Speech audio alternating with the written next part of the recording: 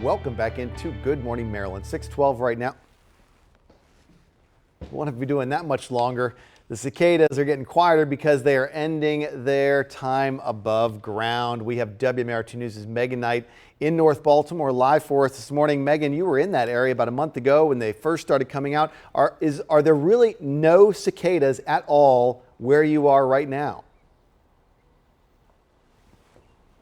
I mean, there really aren't any, Christian. I thought I would at least see some dead ones on the sidewalk or in the road, but it's looking pretty clean. It's almost as if they didn't exist. The only sign is the netting here on these small trees behind me, but totally different than when we were here a month ago where the ground looked like it was moving. That's how many little nymphs were climbing above earth, climbing up those trees, maturing into the adult cicadas that we know and love for the last month or so here, and doing their thing, mating and then dying. So yeah.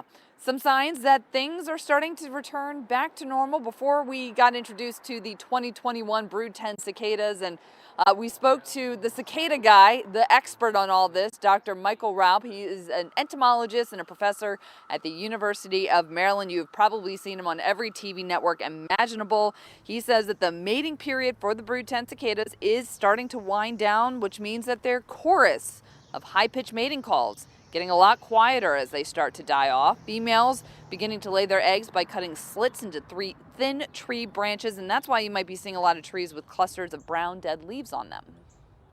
So I think by the middle of July, moving on into August, those tiny eggs will complete their development. The nymphs, the immature stage, which will be about the size of a grain of rice, will then tumble to the earth. They'll dig in, they'll find the roots of trees, and they'll begin to feed again underground for the next 17 years, making their grand appearance in 2038.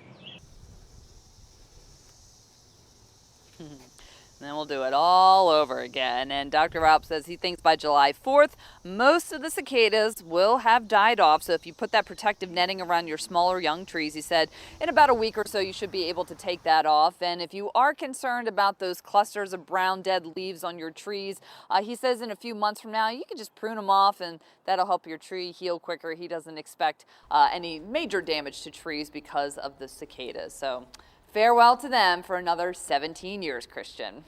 Yeah, Megan, it's interesting too because people who are from out of town that I've talked to that have heard about the cicadas here, they always say, like, what's so special about that? We have those.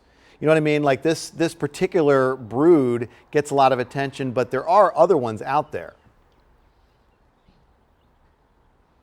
Yeah, there's actually more than a dozen different broods of periodical cicadas is what they call them. And Dr. Raup says that almost every year, at least one of these broods is emerging somewhere across the country. And in some places, they can really come out in droves, kind of in millions like what we've seen here, although here it's billions. But what makes the Brood 10, I guess, a little extra special or newsworthy is just it is so large. It spans 15 states. So it's not just here in Maryland, 15 states up and down the East Coast, over in the Midwest, as far out as Indiana and Illinois.